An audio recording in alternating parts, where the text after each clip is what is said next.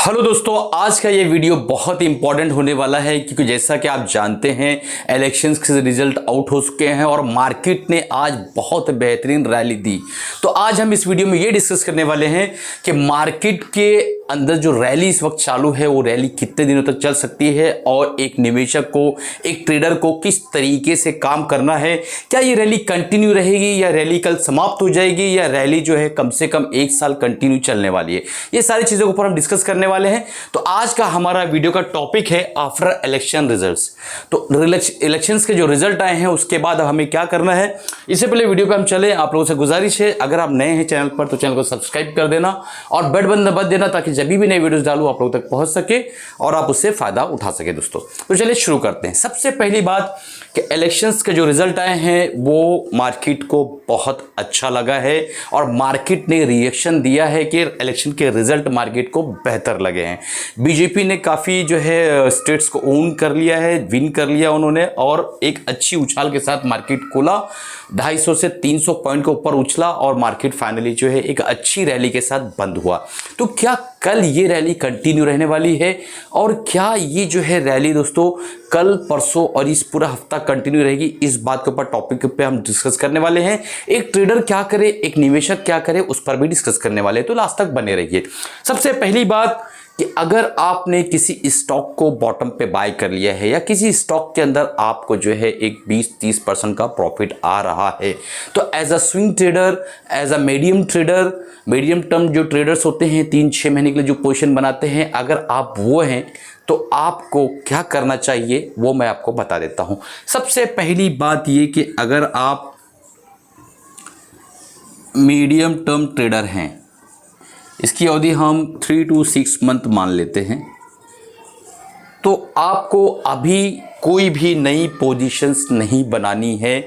आप कोई भी न्यू पोजीशंस नहीं बनाएंगे, ठीक है। इस चीज़ को याद रखिए कि नई पोजीशन नहीं बनाना है।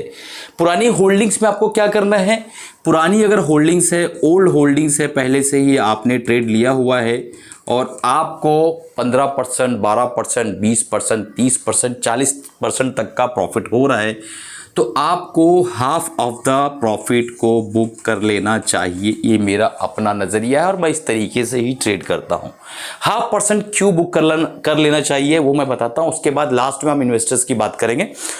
दोस्तों इसलिए बुक कर लेना चाहिए क्योंकि ये जो रैली चल रही है, ऐसा नहीं है कि एक हफ्ता पहले कोई बिगाड़ थी इकोनॉमिक्स में या कुछ गड़बड़ी थी और वो अब सुधर गई है, या ऐसा भी नहीं है कि बीजेपी ओन कर गई है तो अब बहुत कुछ सुधर जाएगा, ऐसा फिलहाल के लिए, ठीक है। बाकी इकोनॉमिक तो अच्छा ही कर रही है और ये इलेक्शन का टॉपिक है तो मैं जो है किसी विवाद में नहीं जाना चाहता हूँ।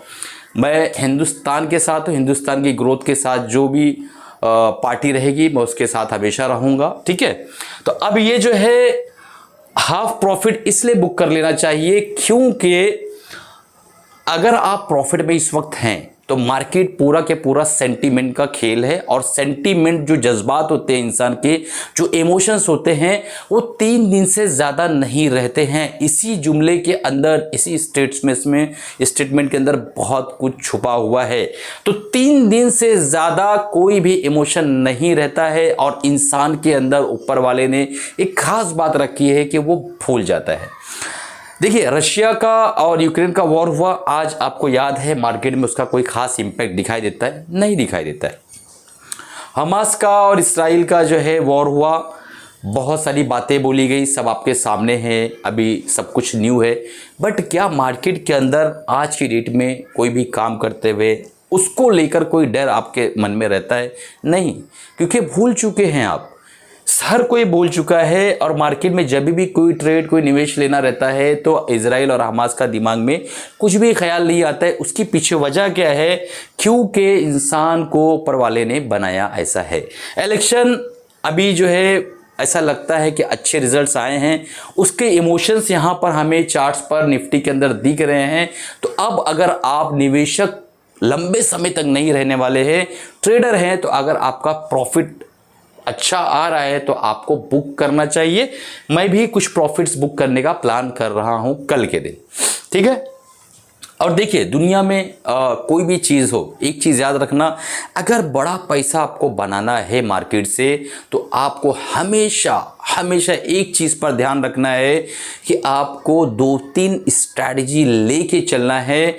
अगर आप मान लो कप पैटर्न पे ट्रेड कर रहे हैं तो सिर्फ कप पैटर्न पे ट्रेड करते रहिए। मान लो आप बोलिंजर बैंड पे ट्रेड कर रहे हैं तो सिर्फ बोलिंजर बैंड पे ट्रेड करते रहिए। अगर आपका सिस्टम मूविंग एवरेज पे चलता है तो मूविंग एवरेज पे ट्रेड करते रहिए और ये 10, 20, 30 सालों के लिए यही कंटिन्यूअस प्रोसेस करते रहिए। बीच में इलेक्शंस के रिजल्ट आते जाते रहेंगे, बीच में बहुत कुछ होता रहेगा। अगर आपका सिस्टम इजाजत देता है कि हमें बाय करना है तो बाय करिए। अगर आपका सिस्टम इजाजत देता है कि हमें स्टॉप लॉस लेना है तो स्टॉप लॉस लीजिए। और अगर आपका सिस्टम ये कहता है कि मार्केट के अंदर प्रॉफिट बुक करने का वक्त आ गया है तो आप प्रॉफिट बुक करिए। तो आपको कभी भी इस तरीके के इवेंट्स के अंदर जो बहुत अच्छी रैली आती है या बहुत ज़्यादा डीप आ जाता है उस वक्त डरना नहीं है। अगर बहुत अच्छी रैली आती है तो आप सबकी खुशियों में शामिल होइए और आप जो है प्रॉफिट बुक करिए। बाकी लोग बाय करने के लिए आएंगे, आप वहां पे सेल करने के लिए आइए, क्योंकि इमोशंस का खेल जब तक आपने सीखा नहीं। मार्केट 80% साइकोलॉजी पे चलता है दोस्तों और 20% जो है आपका स्ट्रैटेजी होता है। तो अभी साइकोलॉजी ये कहती है कि सभी के सभी खुश हैं, मार्केट कंटिन्यू 2% 3% ऊपर नहीं जा सकता है इस तरीके से। तो अगर आपका प्रॉफिट अच्छा है तो आप उसके अंदर प्रॉफिट अपना बुक करिए और कुछ कैश लेकर आइए घर। कैश जब कुछ लेकर आएंगे तो मार्केट के अंदर कुछ करेक्शंस आती है आने वाले दिनों में। न्यूज़ तो पता है आपको, ऑन ऑफ सडन बन जाती है और माहौल बन जाता है। तो आपके पास कैश रहेगा तो ही आप जो है नीचे डीप पर बाय कर सकेंगे अपने फेवरेट स्टॉक्स। अब हम बात करते हैं कि जो निवेशक हैं उन्हें क्या करना है। जिन्होंने मार्केट के अंदर लंबे समय के लिए पोजीशन बना रखी है उन्हें क्या करना है। तो अगर आप इन्वेस्टर हो तो आप समझ लीजिए कि आपको क्या करना है। इन्वेस्टर्स को अभी अपना स्टॉप लॉस तय कर लेना है कि निफ्टी का स्टॉप लॉस है 19,850।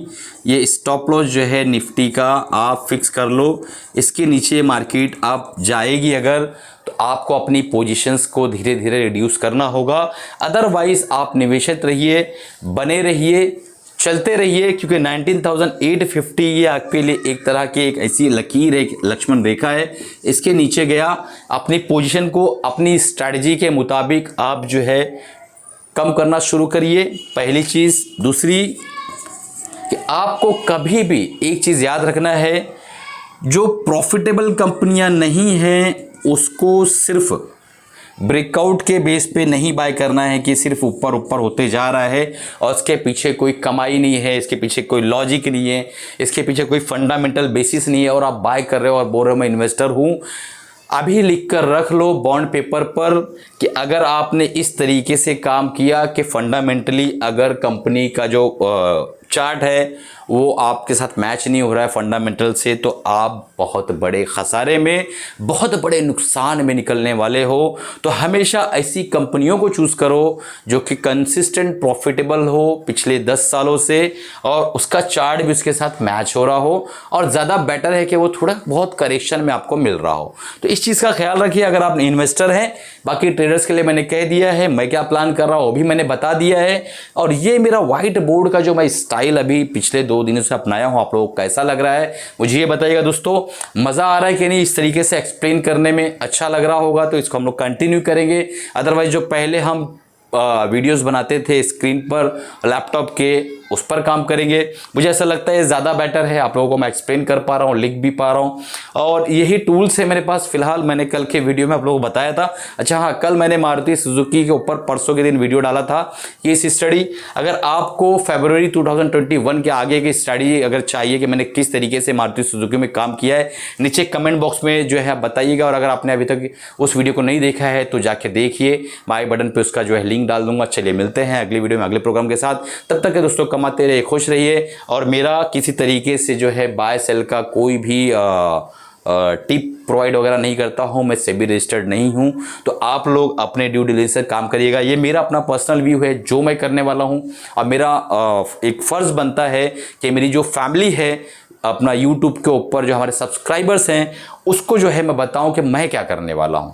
उन्हें समझाओ कि भाई कोई ऐसा ना हो कि ऊंचे दर्जे पे कोई ट्रैप हो जावे और उसकी अवधि सिर्फ 2-3 हफ्तों की हो और वह बेचारा परेशान हो जावे। अगर आपकी लंबी अवधि के लिए जो है आप नहीं निवेश करना चाहते हैं, फिलहाल अभी रुकने की सलाह मेरी है कि थोड़ा रुकिए, थोड़ा कूल डाउन हो दीजिए इस इमोशंस को। अगर यहाँ से कंटिन्यू करता है तो उसके बाद आप एंट्री कर सकते हैं। अभी तो प्रॉफिट बुक करने का मौका आया है दोस्तों। चलिए, कमाते रहिए, खुश रहिए, अपना और अपनी फैमिली का ख्याल रखिए दोस्तों।